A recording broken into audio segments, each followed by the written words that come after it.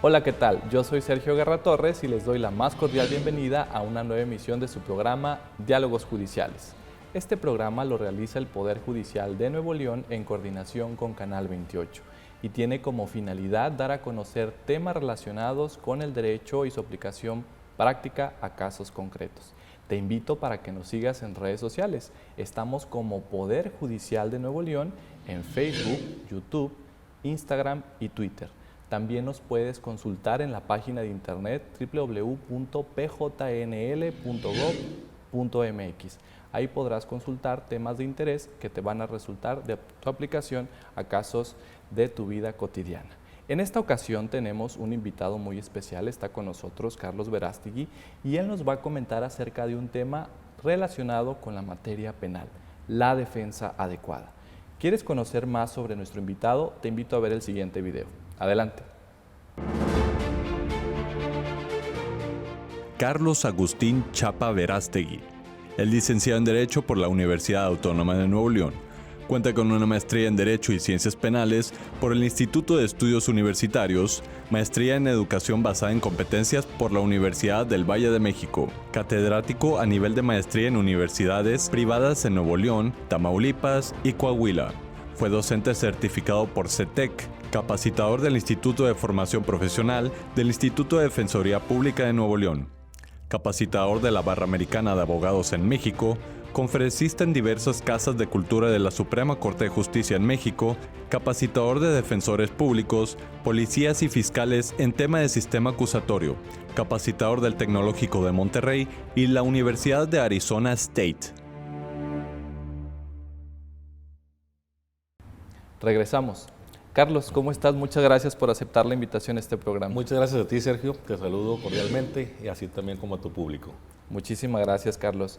Bueno, el tema de hoy es defensa adecuada en materia penal, pero para poner en contexto a nuestro auditorio, me gustaría que nos pusieras en conocimiento un contexto general del sistema acusatorio. Sí, claro que sí, Sergio. Mira, ahorita en nuestro país estamos transitando de una etapa de implementación a una etapa de consolidación del sistema acusatorio.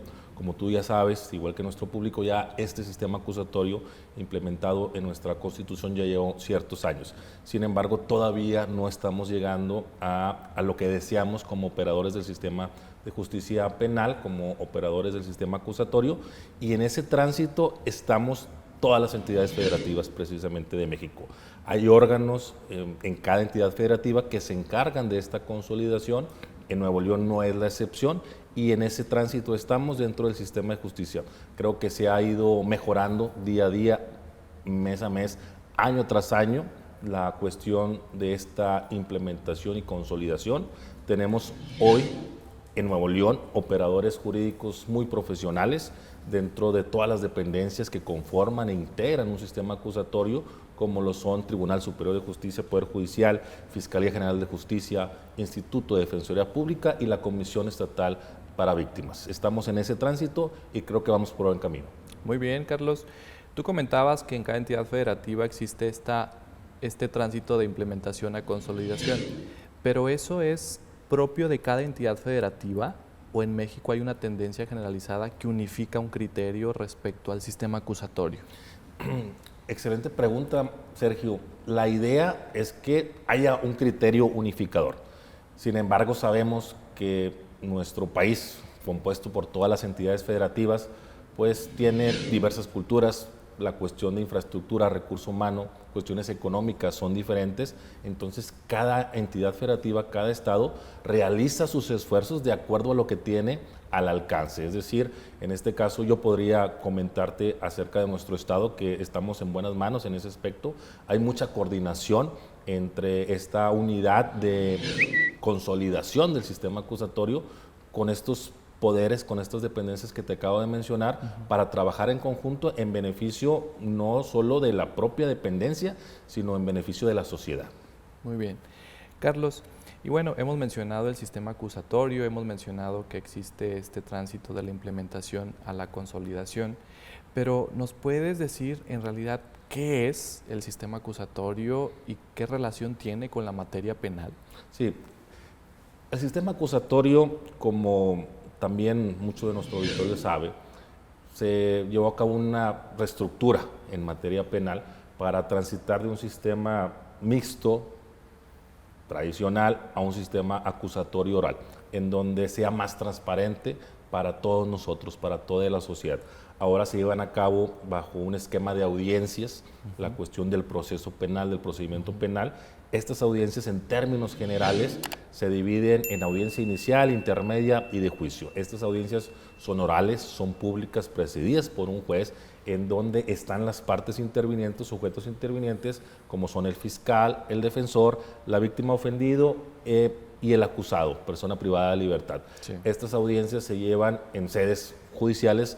También ahora hay mucha apertura para que también se lleven en sedes de distintas universidades públicas y privadas, y eso garantiza que haya un acceso más amplio a la sociedad para que estén presentes en este tipo de audiencias y la justicia sea más transparente.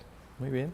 Entonces, teniendo en cuenta ese contexto, teniendo en cuenta la explicación que tú nos has dado sobre el sistema acusatorio en materia penal, ¿dónde podemos ubicar entonces a la defensa adecuada y qué implicaciones tiene frente al sistema acusatorio? Sí, la cuestión de la defensa adecuada es un derecho fundamental, establecido y garantizado en nuestra Constitución. Su fundamento está en el artículo 20 de la Constitución Política de los Estados Unidos Mexicanos, en el artículo 8.2 de la Convención Americana de Derechos Humanos. Esta defensa adecuada implica que cualquier persona que es acusada de algún hecho delictivo tiene derecho a elegir primero libremente a cualquier abogado a su elección. Cuando esta persona no puede o no quiere elegir algún abogado, ahí entra la labor del juez, del órgano jurisdiccional, para nombrarle un defensor público. Esta cuestión de defensor público o defensor particular, privado, que pudiera elegir el ciudadano acusado y vinculado o inculpado citado, es una circunstancia muy importante dentro de un Estado democrático de derecho. Es especial esta figura no solamente en nuestro país, sino un sistema interamericano de derechos humanos, que implica que el órgano, el Estado, debe de garantizar a cualquier ciudadano gobernado que esté debidamente representado en un proceso penal. Ahora bien, esta circunstancia de la debida representación no implica por sí que cualquier abogado pueda representar efectivamente a alguna persona ante un proceso penal o en un proceso penal. También hay diversas directrices, diversas líneas jurisprudenciales en que nos indican que no solamente es el hecho de que una persona, abogado, acompañe a un citado, a algún inculpado, a una audiencia ante el Ministerio Público o ante el juez, sino que la defensa, la labor de este abogado tiene que ser eficaz, tiene que ser efectiva, tiene que ser diligente para que realmente se cumpla con esta directriz constitucional de defensa adecuada. Entonces, no es suficiente que dentro de un asunto en materia penal esté presente una persona licenciada en Derecho o un abogado, sino que se requiere que sea adecuada. Pero, ¿quién es la persona que está al pendiente de que así sea? O sea, ¿quién va a verificar que esa defensa cumpla las características que tú señalas? Sí, en términos generales va a ser el órgano jurisdiccional, el juez. Es el encargado, es el director de las audiencias, es el encargado de velar porque haya un debido proceso, porque se cumplan las formalidades esenciales del procedimiento, y dentro de este debido proceso, bajo la premisa de un juicio justo, está precisamente esta defensa adecuada. Yo podría partir en dos partes esta circunstancia. Primero, ¿qué es lo que tiene que hacer un defensor para cumplir con esta exigencia constitucional y cuál sería la labor del juez? Entonces, en ese sentido, primero podría decirle a tu público qué son los estándares mínimos que debería de realizar un defensor, un abogado, para cumplir con esta defensa adecuada. También en el Código Nacional de Procedimientos Penales hay varias directrices de lo que debe hacer mínimo un defensor. Creo que es el artículo 117, si no mal recuerdo, en donde nos establece que algunas de las obligaciones del defensor son mantener informado a la persona que representa de todos los avances de su proceso, promover pruebas a su favor, obviamente de los intereses que representa, también promover exclusión probatoria en contra de la fiscalía o del afectado u ofendido, interponer recursos, entre otros que están dentro de esta codificación nacional. Muy bien, ¿qué te parece, Carlos? Si regresando de este bloque, comentamos esas características que, como tú señalas, el Código Nacional de Procedimientos Penales atribuye a las personas que participan como defensoras de las personas que están participando en un procedimiento penal. Quédense con nosotros, estamos en Diálogos Judiciales. Regresamos.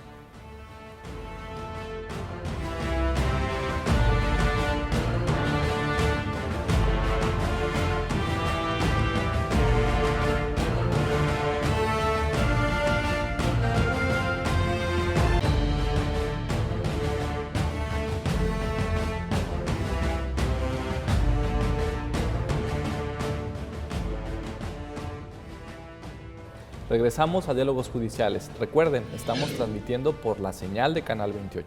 Te invito para que nos sigas en redes sociales y puedas consultar toda la información que tenemos para ti. Estamos como Poder Judicial de Nuevo León en Facebook, Twitter, YouTube e Instagram. También puedes consultar nuestra página de internet como www.pjnl.gov.mx. Ahí podrás encontrar información de interés, puedes compartirla, consultarla y descargarla en forma gratuita. Es para ti. En esta ocasión está con nosotros el licenciado Carlos Verástegui y él nos ha estado comentando acerca de qué es la defensa adecuada. Iniciamos en el bloque anterior sobre un panorama general de esta implementación y consolidación que estamos ubicados en esa etapa del sistema acusatorio.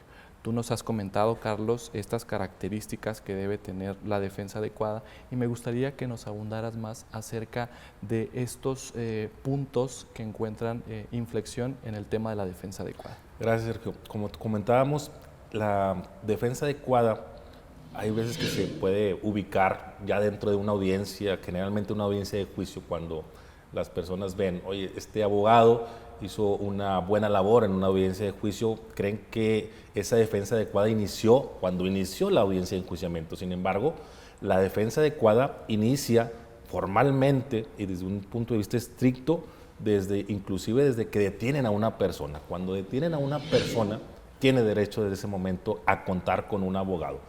Comentábamos que este abogado no solamente es una cuestión de que tenga el título de licenciado de Derecho, tiene que saber de Derecho Penal para poder ejercer, tiene que saber tener aptitudes y habilidades acerca del sistema acusatorio, técnicas de litigio, conocimiento de teoría del delito, de cuestiones argumentativas, etcétera.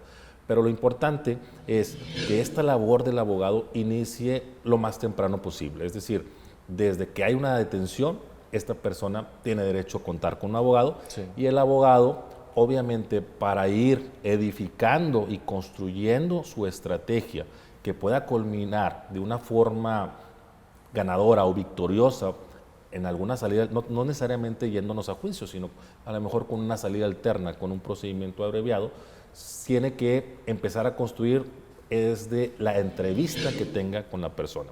Y esta es una cuestión importante que muchas veces opinamos en la academia, que los abogados tienen que tener un poquito de aspectos básicos de muchas otras materias. Por ejemplo, saber entrevistar, Sergio. Es importante que el abogado cuente con conocimientos básicos para hacer preguntas necesarias, para hacer preguntas importantes a la persona que va a representar para el efecto de extraer la información necesaria que él puede utilizar como abogado e ir construyendo su estrategia de defensa, conocida también como alguna teoría del caso.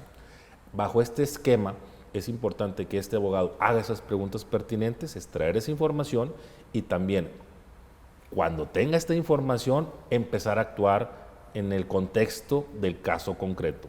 ¿Cómo puede empezar a actuar este abogado?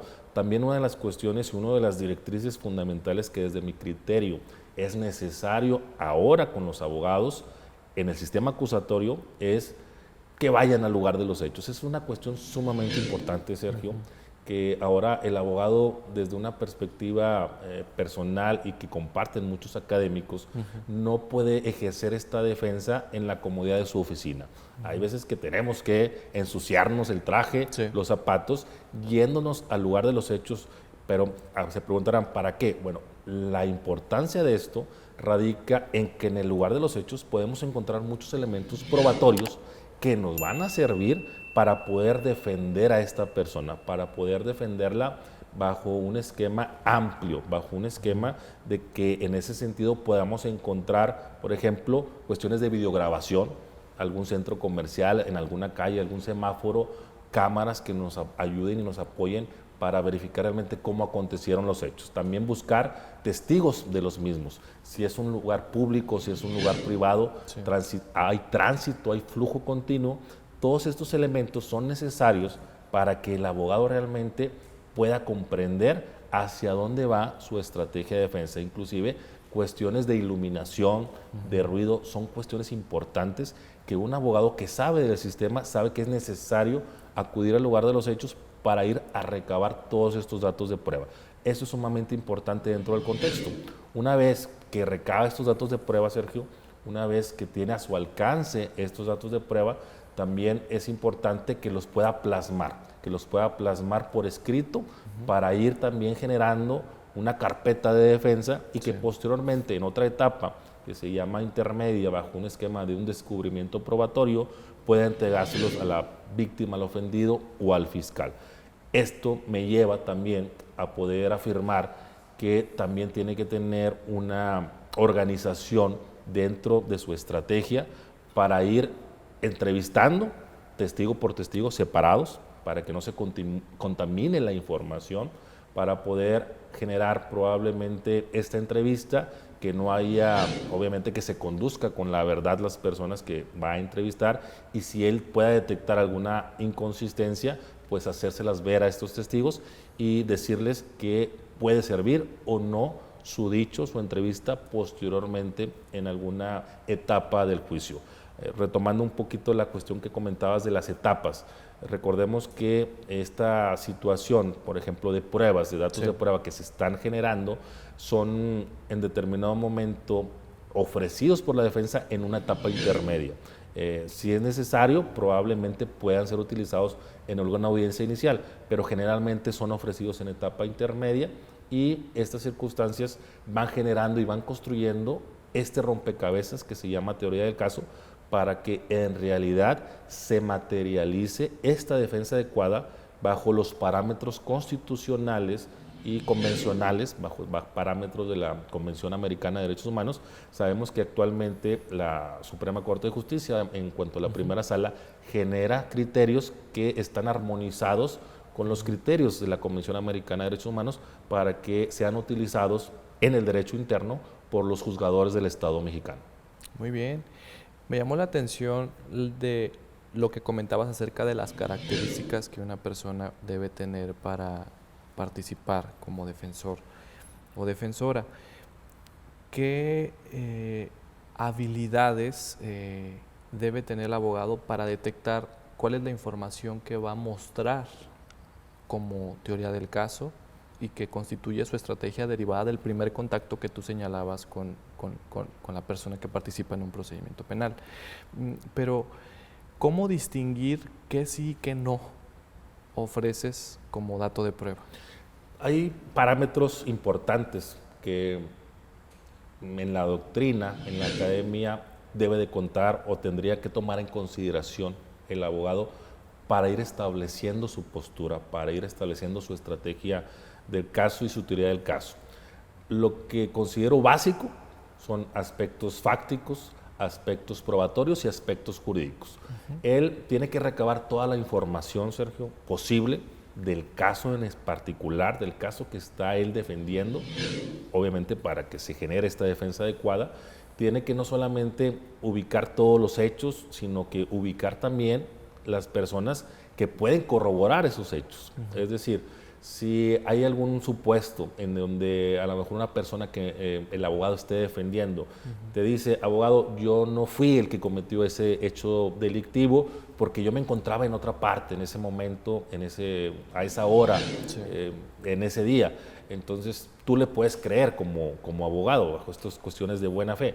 Sin embargo, tenemos que ser cautelosos para verificar si podemos justificar que él estaba en otro lado. Es decir, probablemente no bastaría a lo mejor con su dicho para poder generar una estrategia, porque qué más importante a lo mejor para un abogado que si él le dice que, oye, yo no fui el que cometió ese hecho delictivo. Si yo estaba en otro lugar, que al momento de ir a investigar dónde estaba, encontremos, por ejemplo, testigos que podamos corroborar el dicho de esta persona, encontremos fotografías, videos. Entonces, con esos aspectos fácticos que te dice la persona que tú estás representando, más aspectos probatorios, ya puedes generar una teoría jurídica, ya puedes generar una estrategia.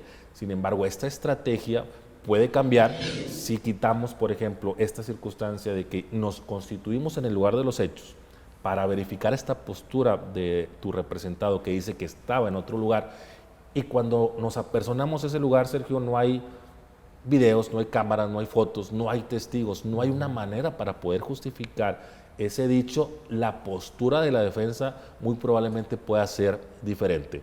Bajo un esquema del sistema acusatorio en donde la carga probatoria la tiene la Fiscalía, también es importante recalcar eso. La carga probatoria es de la Fiscalía, él es el que está obligado precisamente a justificar la responsabilidad de tu representado. Sin embargo, eso no indica que la defensa sea totalmente pasiva, en el sentido de que solamente pueda estar argumentando cuestiones a lo mejor ilícitas, a lo mejor no suficientes en la carga probatoria, en los datos de prueba, en los medios de prueba de la defensa, de la Fiscalía, sino que tú puedes también generar una hipótesis alternativa para el efecto de que puedas generar también, a su vez, si ese caso llega a una etapa de juicio, una audiencia de enjuiciamiento, alguna duda razonable que eso beneficiaría a tu representado. Muy bien.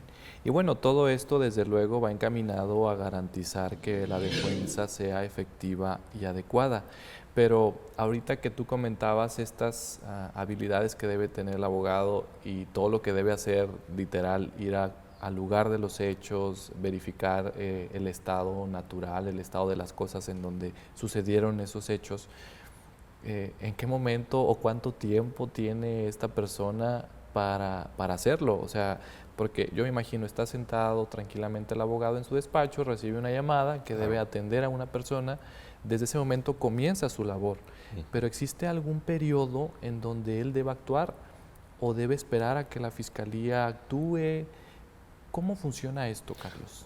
Podría yo dividir esto en dos secciones, Sergio. Cuando un abogado entra a algún caso, a defender algún caso de una persona en flagrancia que ha sido detenida en ese momento, su labor empieza en ese momento y va a verificar cuestiones relativas primero a la legalidad de la detención. Muy bien. En nuestro sistema de justicia mexicano podemos nosotros combatir si alguien, una autoridad policíaca, generalmente policías como primeros respondientes, detienen a una persona.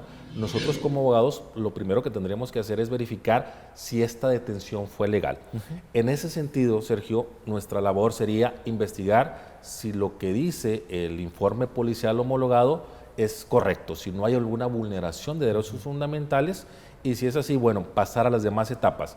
En caso contrario, vamos a poner un caso hipotético y concreto para hacer un poco más ejemplar esta circunstancia. Carlos, ¿qué te parece si ese caso hipotético lo retomamos regresando de esta pausa comercial? Claro. Seguimos en Diálogos Judiciales, quédense con nosotros, regresamos.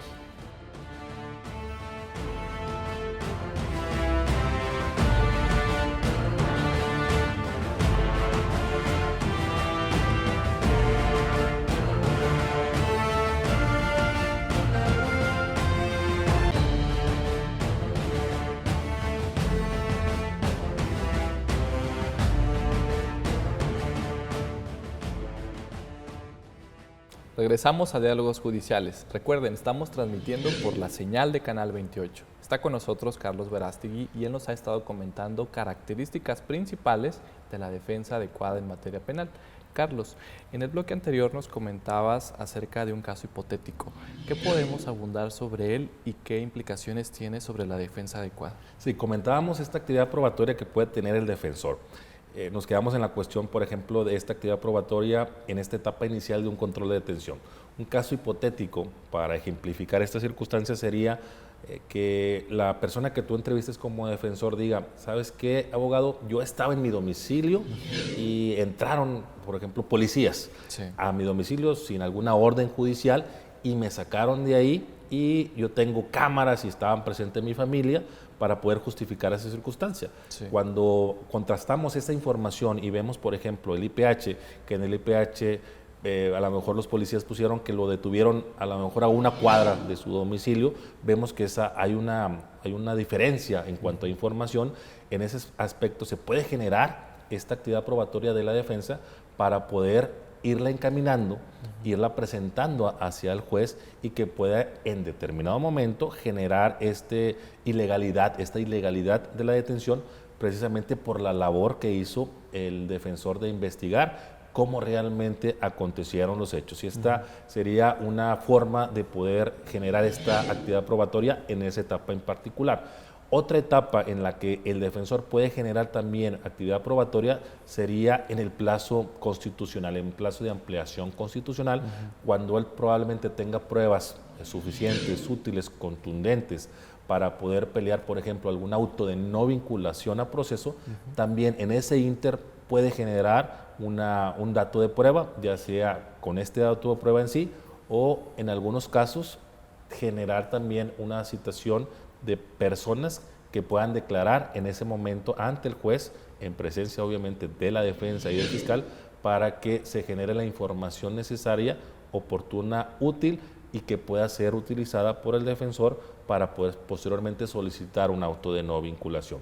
Otra etapa, Sergio, para que se pueda generar esto es, vamos a suponer que ya hay una vinculación a proceso de una persona que tú estás defendiendo como abogado. Sí. Después de alguna medida cautelar, de algún plazo de cierre de investigación, se genera esta etapa, dependiendo de la decisión del tribunal, de cuánto plazo se va a requerir para investigar. En este plazo, Sergio, tanto la Fiscalía, el asesor jurídico y el defensor pueden generar otra vez una actividad probatoria tendiente a presentarla en la audiencia intermedia y que posteriormente se desahogue en una etapa de juicio. Es importante esto en esta etapa, Sergio, porque toda esta actividad es tendiente a lo que comentabas y lo que comentábamos acerca de la estrategia de defensa, la teoría del caso. Si nosotros como abogados ya tenemos una dirección, una brújula hacia dónde ir dentro de un proceso en beneficio de nuestro representado, tenemos ya más claro qué actividad probatoria nosotros podemos hacer. Sabemos, bajo un contexto de presunción de inocencia, que también no es necesario que nosotros hagamos esta actividad probatoria en una forma propositiva, en una forma activa. Muchas de las ocasiones también se puede generar solamente contraviniendo pruebas generadas por la Fiscalía o por el asesor jurídico. Es decir, no en todos los casos hay pruebas de la defensa. Yo me atrevería a decir que en la mayoría de los casos no hay pruebas activas de la defensa en donde podamos tener por ejemplo, algún testigo, alguna videograbación, sino que se puede limitar específicamente a atacar la cuestión de omisiones, de contradicciones, probablemente de dichos, de víctimas, de ofendidos, de policías o incluso insuficiencia probatoria. Bajo este contexto y de acuerdo a la estrategia de defensa es que va a actuar el defensor. Ahora bien, después de esta etapa probatoria, en etapa intermedia, en etapa de plazo de cierre de investigación, surge esta etapa intermedia en donde el juez de control va a decidir qué pruebas admite y qué pruebas no admite, cuáles son las que va a excluir y cuáles no.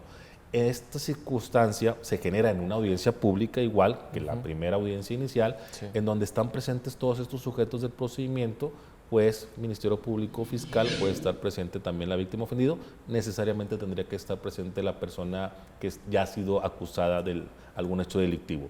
Se genera este debate de pruebas y ya también después de se genera un auto de apertura, en donde este auto de apertura dictado por el juez de control se señala específicamente qué pruebas se admitieron en ese caso concreto para que sean ahora bien desahogadas en la etapa de juicio, Sergio. Pero esas pruebas son tanto de la Fiscalía como de la defensa. Claro, estas pruebas admitidas pueden ser tanto de la Fiscalía o deberían de ser de la Fiscalía y podrían ser de la defensa o inclusive también del asesor jurídico, Sergio, que ahora nuestro sistema o en el sistema acusatorio también revela un carácter muy importante en beneficio también de las víctimas de algún hecho delictivo de nuestra sociedad. Entonces, la víctima o el abogado o la abogada que está con la víctima se llama asesor jurídico. Asesor jurídico. Y la persona que está apoyando o defendiendo al acusado es defensor. Ya sea defensor público o defensor privado, de acuerdo a la elección propia de la persona que está siendo investigada y que ha sido acusada de algún hecho delictivo. Muy bien, Carlos. Y por ejemplo, el juez o la persona juzgadora que está proveyendo sobre las pruebas, si las admite, si las desecha, en ese momento puede detectar que no se está garantizando una defensa efectiva y adecuada. Por ejemplo, si no ofrece pruebas el defensor o el juez de control se mantiene pasivo respecto a eso. El juez siempre va a ser un garante de la Constitución, de acuerdo al artículo 1 constitucional. Él está siempre con esta expectativa de vigilar que se cumpla, primero, como habíamos comentado, el debido proceso. En la jurisprudencia, en líneas a lo mejor de sentencias de corte interamericana, se maneja supuestos de cuándo podría haber alguna defensa inadecuada. Se establece, por ejemplo, que haya una inactividad probatoria de la defensa, podría generar una defensa que no sea idónea. Que es en esta parte que tú comentas. Exactamente, podría ser esta. También indica la Corte Interamericana alguna cuestión de no argumentación por parte de la defensa, no interposición de recursos, que la fundamentación en la interposición de los mismos sea defectuosa o inclusive hasta un abandono de la defensa, y también indica desconocimiento de las cuestiones técnicas jurídicas del sistema de justicia. Estas circunstancias son las que debe vigilar siempre en todo momento el juez. Esto que te acabo de decir está en líneas jurisprudenciales, son lineamientos para que los jueces, no solamente del Estado mexicano, sino los que conforman todo este sistema interamericano de derechos humanos, puedan tomarlos en consideración en sus respectivos estados, en sus respectivos países. Entonces, el juez, ahora ya viendo un poquito la práctica, lo que sucede ya en la realidad, porque eso es lo que está establecido en leyes, en jurisprudencia. Pero el juez tiene esa facilidad que le da el hecho de estar en audiencias públicas, Sergio, de verificar, bajo este principio de inmediación, él está viendo la labor del defensor. Vamos a señalar específicamente la defensa porque estamos en este tema de defensa adecuada. Él está viendo, bajo sus sentidos, él está observando, escuchando, qué está manifestando, cuáles son las expresiones, qué está objetando, cuáles son sus argumentaciones, y en este sentido la experiencia precisamente de los jueces, hablando del Estado de Nuevo León, le pueden indicar claramente y evidentemente si un abogado o una abogada tiene o no conocimientos del sistema de justicia penal. Ejemplos hay bastantes, puedo mencionar solamente para tu público.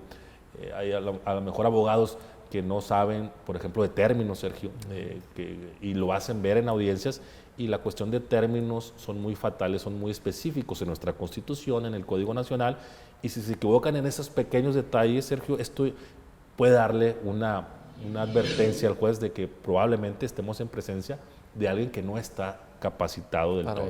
Hablando de términos como de periodos de tiempo en donde se debe cumplir algo. Exactamente. ¿Verdad? Entonces, si la persona abogada no tiene conocimiento de ese plazo, de esos días, de ese periodo de tiempo, el juez, en este caso estamos situados en el juez de control, puede determinar exactamente qué. Por ejemplo, si una persona juzgadora detecta, este abogado, esta abogada no, ¿qué hace expresamente frente a las partes del juez en ese caso?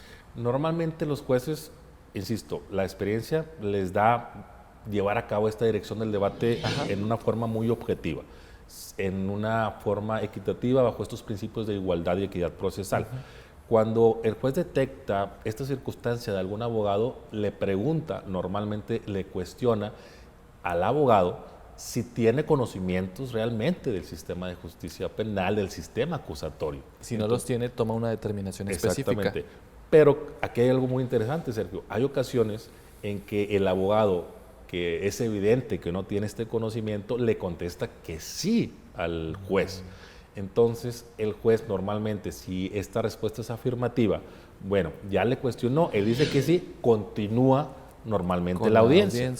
Sin embargo, y lo que sucede adelante o más adelante es que sigue él advirtiendo que no tiene conocimientos teóricos, técnicos del sistema acusatorio y que estos repercuten, que es lo más importante y lo más grave, en los intereses de la persona que está haciendo, que está representando. Claro, porque no es una audiencia para verificar si el abogado o la abogada sabe de conocimientos o tiene conocimientos, más bien dicho, del sistema acusatorio. O sea, no es una audiencia para el abogado, Claro. sino se está determinando la responsabilidad de una o varias personas, ¿no? Entonces, el juez no tiene siempre los ojos en la defensa, sino que es un todo, ¿no? Claro. En donde quizá en algunas veces la fiscalía puede advertir esa defensa inadecuada y no efectiva, o solamente es el juez.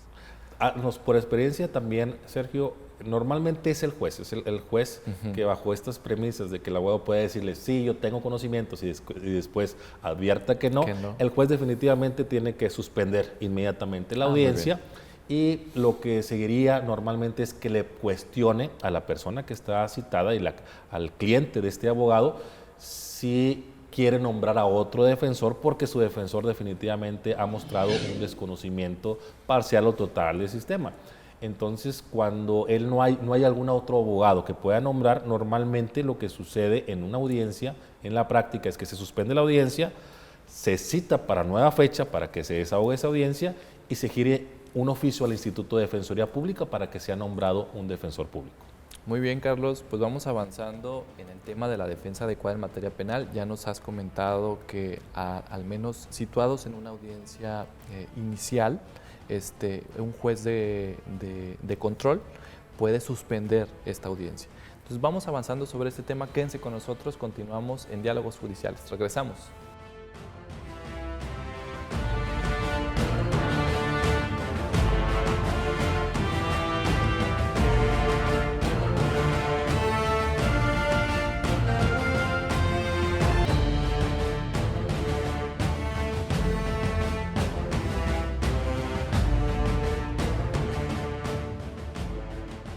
Regresamos a Diálogos Judiciales. Recuerden, estamos transmitiendo por la señal de Canal 28. Carlos, nos has estado comentando muchos temas vinculados a la defensa adecuada, pero relacionado con el bloque anterior, ¿qué pasa una vez que se dicta el auto inicial? El auto de apertura, Sergio, ahora sí como decimos, viene lo bueno, viene la reina de las audiencias del sistema acusatorio, que es la audiencia de enjuiciamiento. Ya como abogados hicimos nuestra labor de investigar, de recabar pruebas, de ofrecerlas, de que fueran admitidas por el juez de control. El juez de control ahora se inhibe para mandarle la carpeta judicial a un juez o un tribunal de enjuiciamiento para que ahora sí desahogue la audiencia de juicio. En esta audiencia de juicio es donde normalmente también, Sergio, vemos quienes realmente tienen conocimiento del sistema como abogados. ¿Por qué? Porque hay muchas técnicas que se tienen que utilizar en una audiencia de juicio para poder justificar tus pretensiones. Lo que tú ya ofreciste como teoría del caso, tu estrategia, ahora la tienes que ejecutar mediante las técnicas de litigio. Las técnicas de litigio son la cuestión del interrogatorio, contrainterrogatorio, evidenciar contradicción, apoyo de memoria. Todas estas técnicas en conjunto te van a dar a ti una base para poder generar una cuestión de persuasión y convencimiento en el tribunal en beneficio de los intereses que tú estás representando, que tú representas en favor de tu cliente, Sergio. Entonces, el hecho de que hayas ofrecido pruebas y hayan sido admitidas no implica que una persona juzgadora vaya a tener que desahogarlas ella sola, sino que también el defensor o la defensora interviene, por ejemplo, interrogando a los testigos. O sea, es ella quien lo hace. Claro. Entonces, ahí es donde también se ve si en realidad la defensora tiene esos conocimientos y se pueda garantizar una defensa efectiva y adecuada. Dentro de los parámetros para tener esta defensa adecuada en audiencia de enjuiciamiento, Sergio, hay una etapa de preparación. Es una etapa que el abogado prepara el caso y que en esa etapa en sí, obviamente hace el estudio pormenorizado otra vez de la carpeta, otra vez de sus pruebas, y cuando él tiene testigos ofertados, que fueron admitidos, él en la comodidad de su despacho o en la casa del testigo, prepara a los testigos, sin que esto pueda a lo mejor confundirse con un aleccionamiento, que eso está prohibido dentro de nuestro sistema. La cuestión de preparación es necesaria. ¿Qué implica esta preparación, Sergio? Implica que tú le digas al testigo cuándo va a ir a la audiencia de juicio, cuál es cuestiones el muy horario, básicas, ¿no? la sede, qué es lo que le va a decir o le va a cuestionar el juez, la protesta de decir verdad, cómo va a ser la dinámica en cuanto a las preguntas, quién le va a hacer preguntas primero, quién le puede hacer la cuestión del contrainterrogatorio.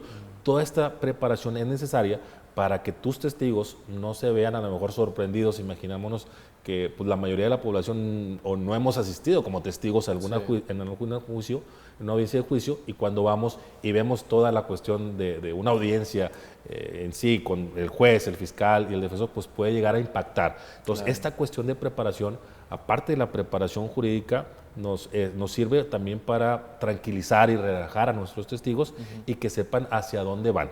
Que, insisto, esta preparación es parte de tu ejercicio como abogado para tener una defensa adecuada, para poder brindar una defensa adecuada en favor de los intereses de la persona que tú estás defendiendo.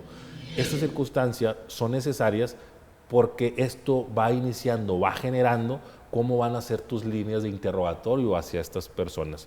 Ya sabes cómo va a empezar con sus datos generales en el juicio, cómo va a empezar con el relato de los hechos, quién es esta persona, para poder empezar a generar esta convicción y persuasión en el juez de que esta persona, este testigo o este perito están conduciéndose con verdad. Perfecto. Entonces, esta participación de los defensores y las defensoras en la etapa que tú comentas,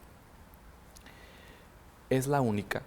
Por ejemplo, señalabas en bloques anteriores que también deben estar al pendiente de las determinaciones que toma una persona juzgadora, interponer los recursos que procedan, estar al tanto de las necesidades, me imagino, que pudiera tener la persona que está vinculada al proceso.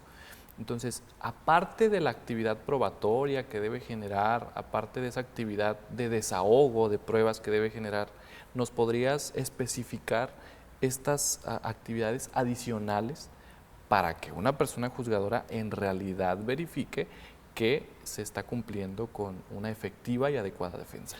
Por ejemplo, en la etapa intermedia, Sergio, se divide en dos fases, es la cuestión de fase escrita y fase oral.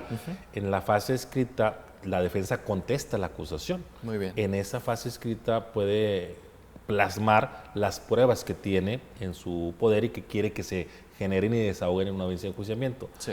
Ha ocurrido casos, Sergio, en donde el defensor, cuando hace esta contestación, inclusive hay errores de fundamentación en el ofrecimiento. Hay errores en cuanto a no nada más en la forma, sino en el fondo de ofrecimiento. Sí. Y desde ahí considero que el juez debe vigilar esta circunstancia porque él genera un acuerdo. Obviamente, cuando hay una acusación, se genera un acuerdo por parte del juez de control. ¿Qué es una resolución? Es una resolución de él, y también cuando hay una contestación de la acusación, se genera un acuerdo. Y cuando se genera este acuerdo, obviamente el juez ya percibió, ya vio con sus sentidos el escrito de contestación de la defensa. Si en ese escrito de contestación de la defensa hay errores de forma y fondo, el juez ya está advirtiendo desde ahí que probablemente haya una defensa no tan adecuada para los intereses de esta persona, y en determinado momento puede poner un énfasis en cuál va a ser su determinación, si en ese acuerdo o bien hacerlo en una audiencia. Muy bien. Y en esa parte en donde la etapa que nos estás comentando se detecta eso, ¿también se suspende el procedimiento o qué determinaciones pudiera tomar en cuenta el juez? Normalmente, bajo este esquema de inmediación, de publicidad, sus determinaciones, las más importantes, se resuelven en una audiencia pública. Muy bien. Y como habíamos comentado, si es una clara, sistemática, continua, esta ignorancia del derecho, de las técnicas jurídicas que necesita el abogado y que lo percibe el juez en una audiencia, suspende la audiencia o inclusive declara nulo todo lo que se ha actuado hasta ese momento para que se pueda subsanar esta circunstancia. ¿Cómo se puede subsanar? Insisto, la cuestión de preguntarle a esta persona que si quiere nombrar a otro defensor, si tuviera un defensor particular, si quiere nombrar a otro defensor particular, y si él probablemente diga que sí, suspende la audiencia y para la siguiente audiencia es citado el nuevo defensor particular. En determinado momento también las personas indican que ya no quieren alguna defensa particular y ahí es cuando se genera un oficio de petición de defensor público para que sea designado a esta persona y ya este defensor público vaya a la siguiente audiencia y pueda representar de una manera efectiva, diligente en la siguiente audiencia que sea. Puede ser cualquier tipo de audiencia, inclusive la audiencia de enjuiciamiento también. Muy bien. Carlos, pues nos has estado relatando en qué consiste la defensa adecuada, nos has estado poniendo en contexto de los momentos en donde una persona defensora participa en un procedimiento penal, en los momentos en donde una persona juzgadora detecta que una defensa no es ni efectiva ni adecuada y las determinaciones que puede tomar. Pero, ¿qué responsabilidad tiene una persona abogada que pues de plano no se vio con esa habilidad dentro de un procedimiento penal? ¿Existen sanciones? ¿Existe una responsabilidad penal, por ejemplo? ¿Qué nos puedes decir sobre esto? Como premisa yo tendría que comentarle a tu público, a la sociedad del Estado de Nuevo León, de donde nos ven, que los abogados tenemos que tener esta ética profesional, dentro del ámbito académico, dentro del ámbito de universidades públicas y privadas, cuando me invitan como a catedrático, yo siempre les digo a los abogados, tenemos que tener una ética profesional en el sentido y directamente encaminado a que si tú como abogado estás siendo solicitado por una persona, por ejemplo, en materia penal, algún problema en materia penal que tenga, y tú no eres penalista, no tienes conocimientos de la materia, lo mejor es no tomar ese caso. Lo mejor es a lo mejor recomendar a alguien que tú sepas que es penalista. Sin embargo, esto es algo ideal. Normalmente sucede con gente capacitada, con abogados profesionales, pero también se da abogados que, a pesar de que ellos saben que no saben de derecho penal, del sistema acusatorio, toman las riendas de un asunto. Y esto, como ya lo hemos comentado, es muy grave. Es obviamente el bien jurídico tutelado en materia penal, lo sabes, es la libertad, inclusive la libertad de las personas.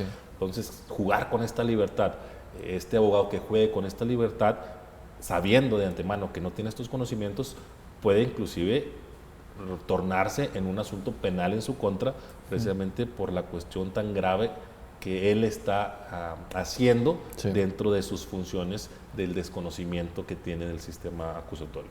Claro, porque partimos de elementos objetivos que constan dentro del expediente que se lleva a cabo en contra de la persona que está acusada, ¿no? Que se está siguiendo procedimientos en su contra y pues ahí es donde se advierten estos temas.